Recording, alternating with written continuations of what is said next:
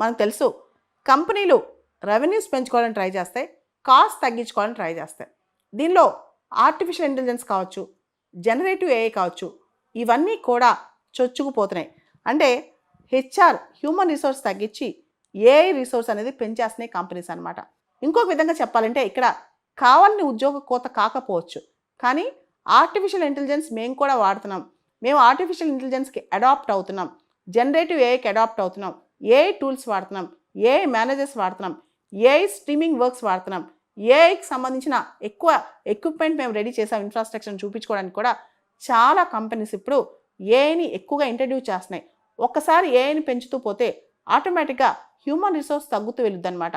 Only innovation, managerial levels ఇలాంటి staff పెరుగుతారు. ఉదాహరణకి ఒక సెక్టర్ తీసుకోండి, హాస్పిటాలిటీ. దీనిలో ఒక 10 మంది మనుషులు చేసే పని ఒక ఏఐ టూల్ చేస్తుంది అనుకోండి, ఆటోమేటిక్గా ఏఐ టూల్సే వాడతారు.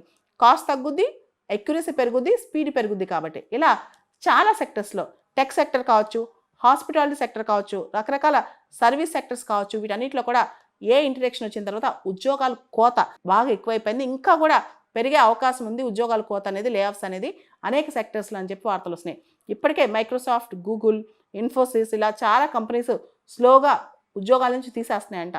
భవిష్యత్తులో ఇలాంటి ఉద్యోగాలు ఇంకా తగ్గిపోతాయి. ముఖ్యంగా లోయర్ లెవెల్, మిడ్ లెవెల్ ఉద్యోగాలు బాగా తగ్గే అవకాశం ఉందని కూడా నిపుణులు చెప్తున్నారు.